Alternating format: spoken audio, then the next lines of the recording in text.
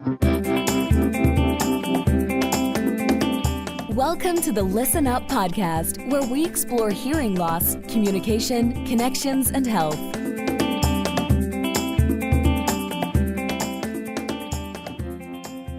Hi, Dr. Mark Syms here. I'm the host of the ListenUp podcast, where I feature top leaders in healthcare. Again, I have Jeremy Weiss from Rise 25, who has done thousands of interviews with top healthcare experts, and he's going to interview me instead of me interviewing him. So let's get going. How's it going, right. Jeremy? Dr. Syms, thanks for having me. And really, this is going to be about the most common questions you get. And you were telling me something the other time we talked, and I went back and I told my wife, you need to do this because Dr. Syms is the man when it comes to the ears. So it's not me telling you to do this, it's him. And so This episode will be ammo. If you have a husband, you have a wife, and they're maybe not listening to you, and just say, it's not me, it's Dr. Syms telling me to do this. So we're going to talk about the most common questions. And before we do, this episode is brought to you by the Arizona Hearing Center. And I know you've been helping patients to effectively treat their hearing loss so that they can connect better. It's not about hearing, right? Dr. Syms is about connecting better with your family and friends. It's about remaining independent. And That's correct. The reason you're so passionate about it is there's another episode that go into depth about it, but you lost your brother, Robbie, twice. Really, what you do is you are the E in ENT, and you only care for ears. You've done over 10,000 ear surgeries for the past 20 years. Founder of the Arizona Hearing Center. You can go to listenuphearing.com, where you authored the book Listen Up, and you can go to azhear.com and contact them if you have any questions, or email them. They're very responsive. So Dr. Syms, a common question. I'm going to be the devil's advocate and the patient here for a second. Okay. People often say, my hearing loss is normal for my age and I should just learn to live with it. Yeah, I think that's a common response. Like, people say, well, I'm not hearing my spouse as much. And sometimes people say, well, that's just part of getting old, right? And look, arthritis, maybe creaky bones, or, those types of things, or feeling stiff, or those types of things are also part of it as well. But, there are a couple things. One is this is highly treatable. So, making it the normal is not the way we want it to do. And also, it interferes with your social connection. So as you were alluding to before, you want to stay socially connected. You want to be able to have great, vibrant relationships with your friends and family. And, you want to remain independent, because, what happens, unfortunately, is when, your kids come and they say, hey, mom or dad aren't, they're not as clear as they used to be. They're not kind of plugging in. They start thinking, hey, it's time to go find a new place for them. And so that's where you lose your independence. And we want to help people stay independent. So just because it's part of the aging process doesn't mean we should accept it as normal, and we shouldn't treat it. And so compared to a lot of the other things that happen when you age, this is treatable. And so we're big advocates of the best quality of life. So people sometimes they'll come to me and say, hey, I'm not, I'm 88 years old. I'm okay. And I always say, but it's about quality, not quantity, right? I don't have a crystal ball to know when they're, going up to the big hearing center in the sky, but I do know that they should have the best quality as possible. And so for me, it's about connecting with your friends and family and having vibrant conversation. Right. They're thinking, well, I've gone without it this long, but that's not an excuse. I mean, you want to have the quality of life and hear people.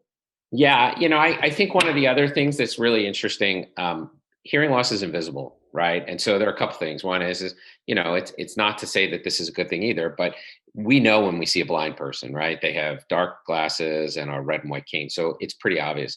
But, one of the examples I give to people is, what if you had the unfortunate handicap of losing a leg, right? And so you kind of have these options, right? Like you could hop up and down on one foot, right? You could get a crutch, or you could get an artificial leg, right? And so I always say, well, like if you saw somebody going up the sidewalk along the road as you're driving, hopping up and down one foot, you'd be like, that's crazy, man. Get a crutch, solution, right? Get an artificial leg, right?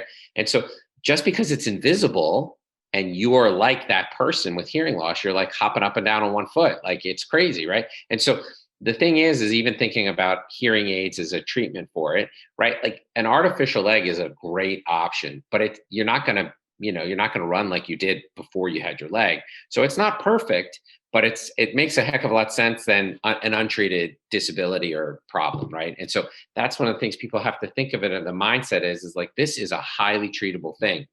You got to do something about it. But if people could see you had hearing loss, they do it. And that's actually kind of leads into the other thing. People say, hey, I don't want people to see my hearing aids. And I always say, they already see your hearing loss, right? So, when you say, oh, you're mumbling, or you answer the wrong question and people kind of look at you funny, like, well, what happened?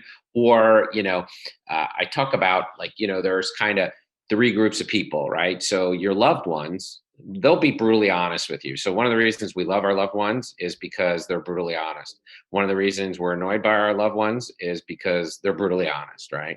And so that issue is the thing. Then they're your friends, and your friends kind of might chide you or tolerate it. But everybody else, you know what they think? They see your hearing loss and they think, hey, he's just not smart. He's not connected. He's out of it. So people already see your hearing loss. So when you treat it, you actually make your hearing loss more invisible than when you don't treat it. It's kind of this, flipping the mindset in terms of that, because people know you have a hearing loss. Yeah. Yeah. So you don't have to live with it. It is treatable. Another question that you get is, hey, Dr. Syms, if I had a serious hearing loss, my doctor would have told me when I had my last checkup.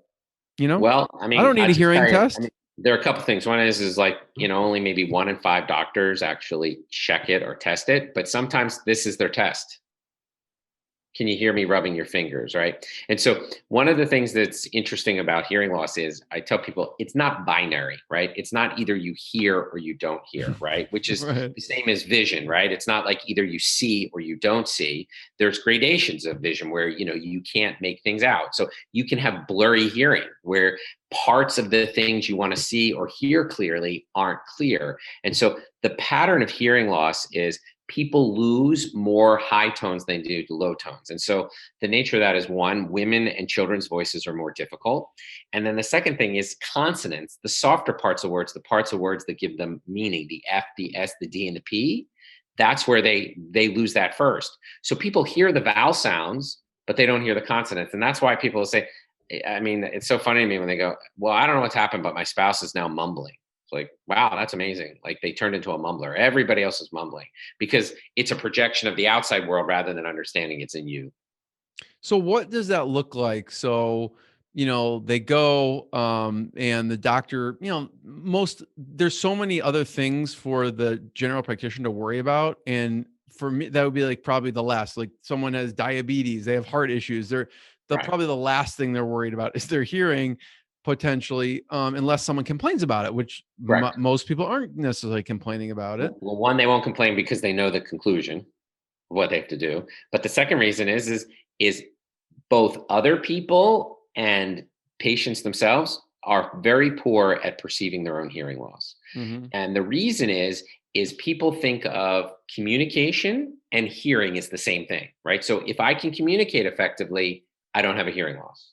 But the reality is hearing is hearing. It's the detection of sound with your ears. So what makes that worse? Background noise. Okay. But the other two ways we communicate, one is what I call speech reading, which is looking at people's face, mouth, and lips. So as a side comment, in this time of COVID, masks make that very difficult. But it's something that we learned before we learned spoken language, right? So parents hold babies in front of them and start talking to them and making facial expressions. So we know when people are happy or sad and all that stuff. So that's nonverbal communication, but looking at people's lips gives them information. So what they'll say sometimes is, well, when people turn away from me, they're mumbling. But they're actually not, because if I turn sideways, you can almost hear me as well as if I look at you directly. It's they lose the speech reading component and then they can't understand what they're saying. And then the third way people communicate is context. Once they know what the subject matter is, their brain actually fills in the gaps. So if you have all of those skills and you walk into your doctor's office and you can still communicate effectively, it's very difficult to assess people's hearing to know whether or not they have a hearing loss or not. And so that's why, we advocate getting other things. You should get your hearing checked on a regular basis. So we would tell you to come in and get a Arizona Hearing Center comprehensive hearing evaluation. And you know what the best possible news is, Jeremy? That it's normal. That would be the best news. But usually, more often than not, it's not. for me, it would be like, I'd love for you to remove wax so I can watch it afterwards, but that's, Yeah. yeah. And then tell me it's normal. But so there's another question or statement people say to you, and I'm wondering what your response will be. If someone says to you, my hearing loss can't be helped. Yeah, it's amazing. There were some people who used to say, well, in the old days, they said, well, my hearing loss can't be helped. And it's like, no, that's really referring to older technology and older problems. And it's kind of a different mindset. And so there is technology, right? And even people who have been told in the past that their hearing loss can't be helped, I would recommend a reevaluation because, it is a highly innovative field. There's a ton of new stuff being developed. I mean, when I think about what I practice with now as compared to when I started, there's like a ton of new stuff being developed. And so to that extent, I would recommend a reassessment. I am highly doubtful that your hearing loss cannot be helped. I think that's just kind of a myth that's traveling out there for people to believe, well, this can't be helped, so I don't have to do anything about it. Right. And so, it's almost like, kind of being resolved to being sick, right? Like, well, nobody can help diabetes. Well, that's not true, right? I mean, all of these diseases can be helped. You might not like the answer, but it can be helped. What's some examples of technologies that you've seen? Well, so, one of the newer technologies out that we're involved in is a technology called the ear lens. Okay. And so that is an amazing device where a lens is placed on your eardrum and there's a little motor that directly drives your first bone of hearing. And so it can give a higher fidelity, like a wider bandwidth and more volume than regular hearing aids are. So we can treat hearing losses that maybe regular hearing aids, what we call air conduction hearing aids, couldn't with this technology. And it also sounds, so one of the things people will complain about hearing aids, let's say it's not as vibrant or it sounds condensed or a little electric or those types of things. And that's because the hearing aids only present a certain bandwidth. Well, the ear lens will provide a more vibrant and wider bandwidth. So that's just an example of the types of things that have been developed. And so it's always changing.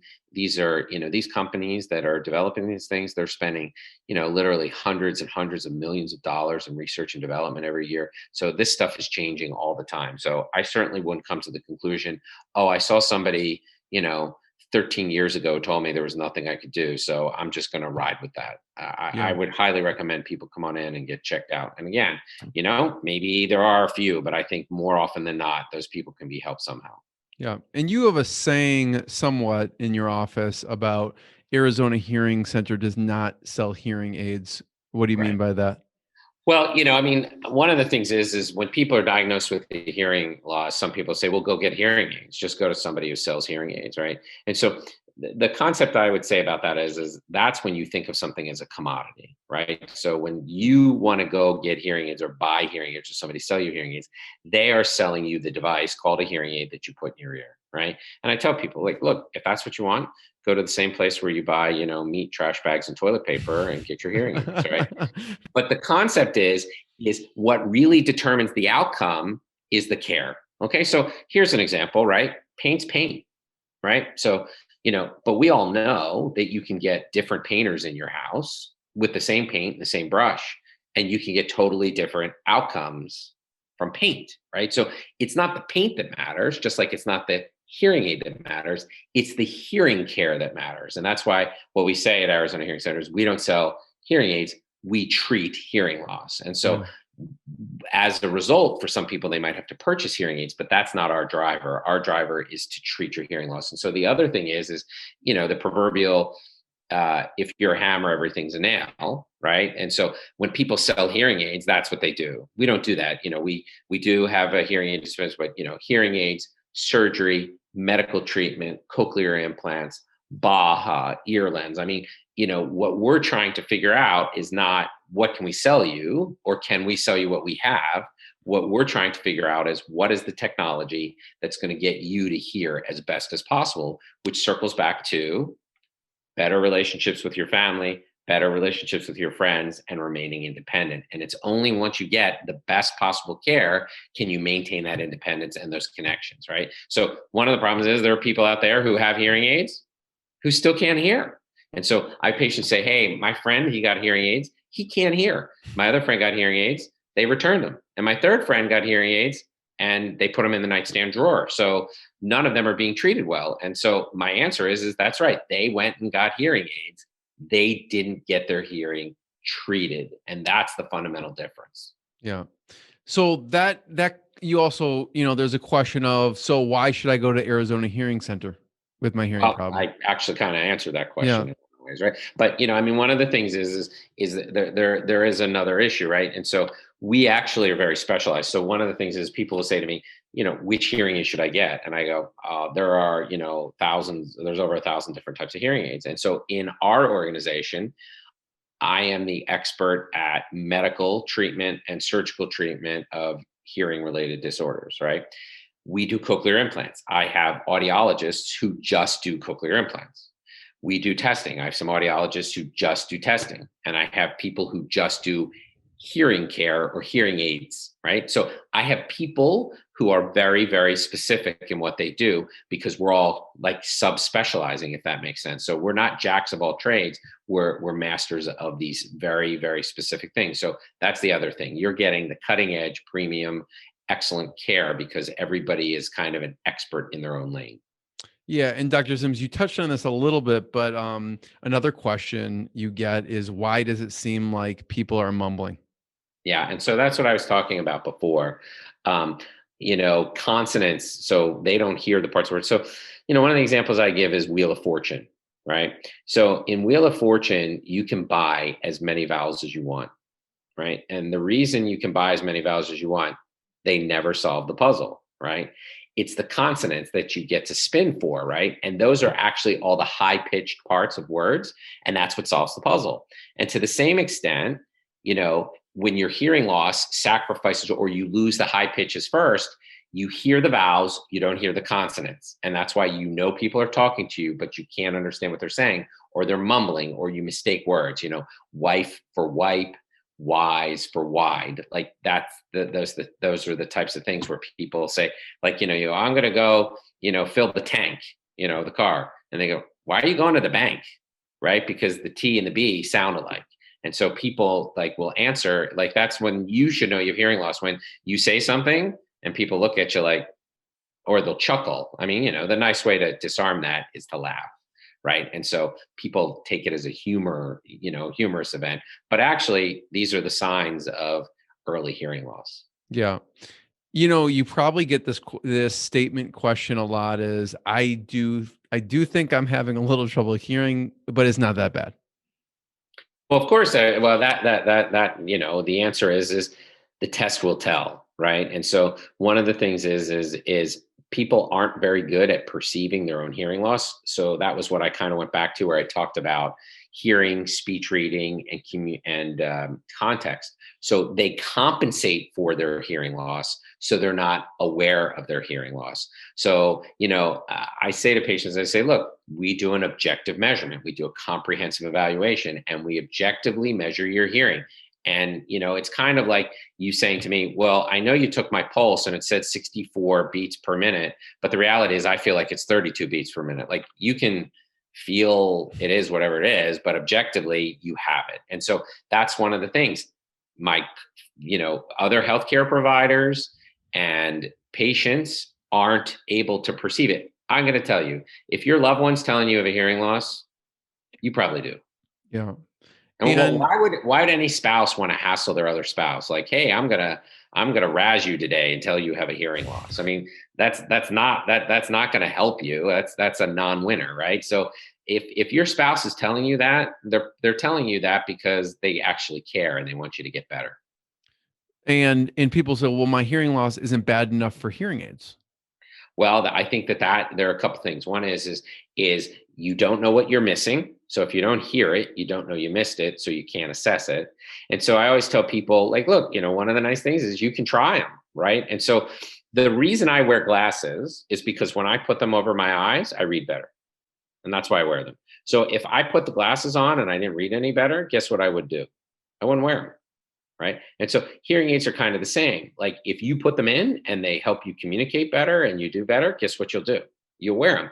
That's circling back to the whole thing where I said people put them in the nightstand drawer, right? Because the reason they don't wear them is because they're not programmed or adjusted or selected appropriately for people. So they don't wear them because they don't help them.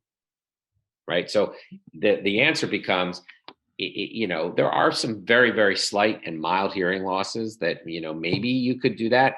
But the reality is the test will tell us objectively what you're missing and what we can help and where we can get you back to normal. I was surprised, Dr. Syms, about some of the statistics out there that hearing aids, there's a lot of people under a certain age. So can you touch on that for a second? Because I just picture like older people Well, that's one having of the hearing things people, problems. there are millions of people under the age of like 45 who need hearing aids. So it's not just, elderly patients who get this. I mean, there is hearing loss out there. And I will tell you, the evidence is pretty clear that there's what we would call a little bit of an epidemic because people are overplaying on AirPods and earbuds. And so there is some noise induced hearing loss that's happening Mm, in people. And then the other area where we see a hearing loss are, the people who have returned from some of the military service abroad, where they've been around lots of gunfire and ordinances. They have hearing loss too. So it is mm. not just, oh, only people with gray hair get hearing aids. That's not true. There are other people who need their hearing loss treated as well. There's another camp of people that say, I can wait to treat my hearing loss and I'm not ready to get hearing aids. Well, what I'll tell you is it's pretty rare that somebody walks into my office and says, I want hearing aids. It's also pretty rare that somebody says, I want surgery, right? Or I want medical treatment, right? So the point being is it's not about wanting it, right? It's about what helps you and makes your life better. And so, of course, people don't want hearing aids. But again, I think until you experience the benefit of them, you might want them actually. Once you realize how much you're missing, you might want to be like, wow, this makes me more connected. Wow, I can answer questions clearly. Wow, I can have better conversation with my grandchildren. Wow, my grandchildren don't turn to their parents and say, Grandpa doesn't hear me very well anymore. So, I mean, certainly people don't, and, nobody wants it, but the point is, and there should be benefit. And so it does circle back to that whole concept of selling hearing aids versus getting hearing care. So one of the reasons a lot of people don't want hearing aids is because they know a lot of people who have gotten hearing aids who have been dissatisfied or have been disappointed or aren't doing well with them. And so one of the hard parts, or one of my drivers, is the fact that there is a lot of poorly treated hearing loss out there. And so that's one of the reasons for the ListenUp book, to explain people how to get their hearing loss well treated.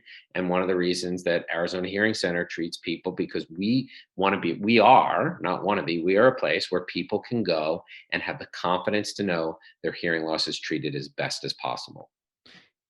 I'm sure you get a lot of questions around pricing. Mhm. And people ask, does insurance cover hearing aids, and a variety of questions around that. Yeah. So when Medicare was adopted in 1960s, hearing aids were sold by door-to-door salespeople, the same type of people who sold encyclopedias, globes, and Fuller brushes. And so the law actually says in the statute, Medicare shall not pay for hearing aids. And it's antiquated. It's been around for, almost 50 years, but that hasn't changed. So unfortunately, Medicare does not pay for hearing aids.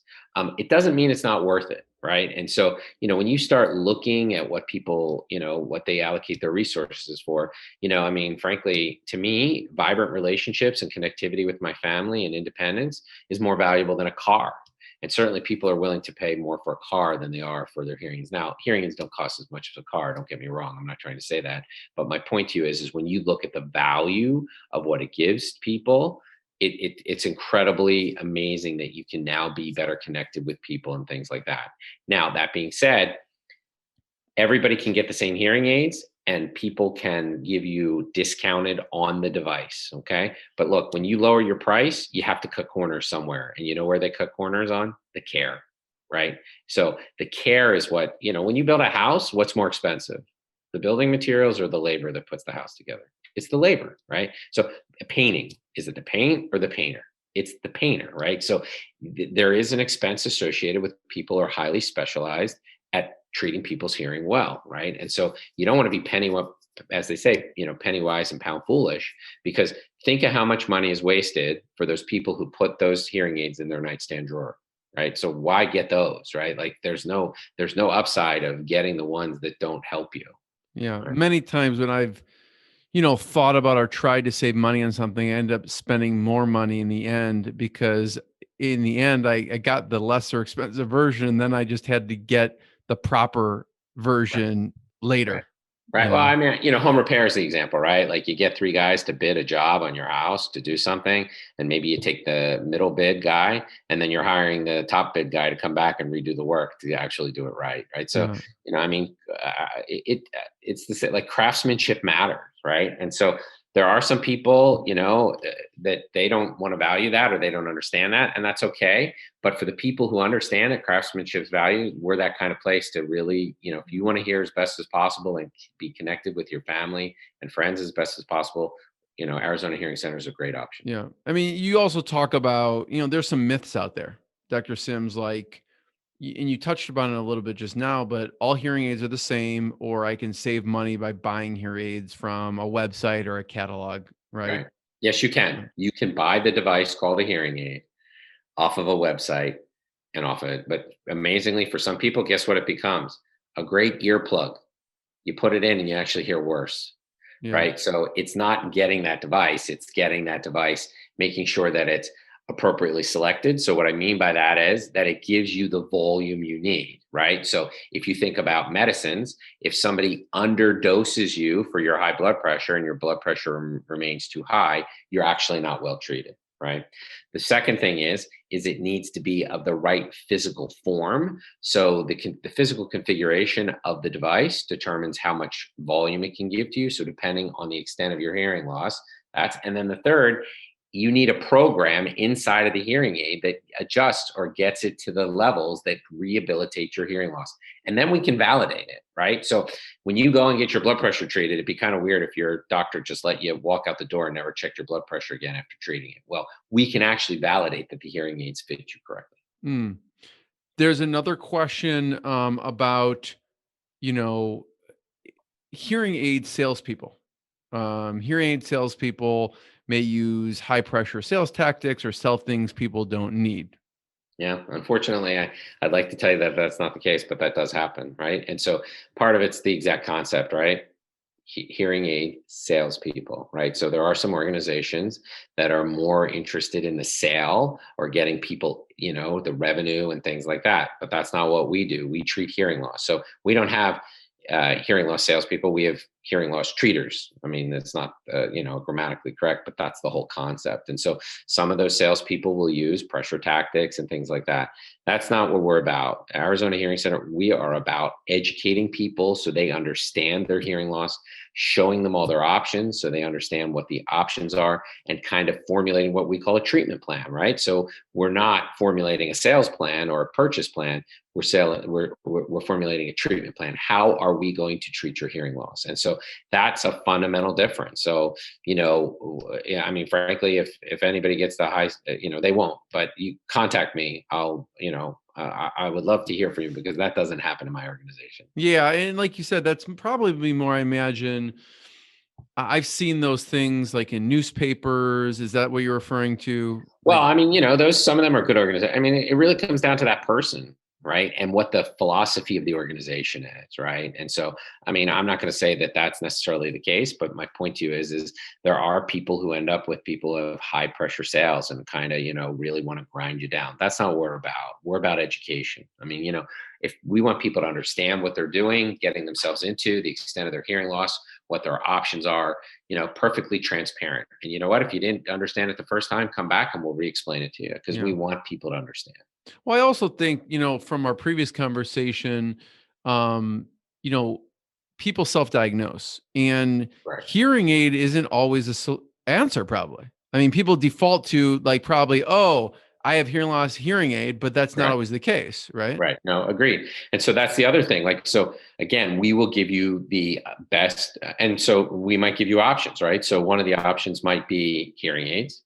One of the options might be surgery, right? And so that's one of the things we give you is the comprehensive options for your treatment, not just, well, all we have is hearing aids, so that's the answer to your problem. And I think that's one of the unique benefits of Arizona Hearing Center is that it offers all of the possible options to treat your hearing loss, not just one. Yep. So if people have questions, they can go to azhere.com, learn Sure. more. They can listen to more episodes of the podcast. They can get your book, Listen Up. And anything else to add? No, I mean, my answer is you've got to find somebody who's going to take good care of you, right? And we all want that, right? Like, so, what do we do? Like, we want physicians, like if you have a primary care doctor, you want them to take good care of you. When you have, a car problem, you want a mechanic that you can trust and will do the best thing for you, right? We all want people who are going to do the best for you. And that's what you can find at Arizona Hearing Center. And, you have my personal guarantee of that. All right. Thanks, everyone. Check out more episodes. And thanks again, Dr. Syms. Yep. Thanks. Have a good night. Thanks for tuning in to the Listen Up podcast. We'll see you again next time, and be sure to click subscribe to get updates on future episodes.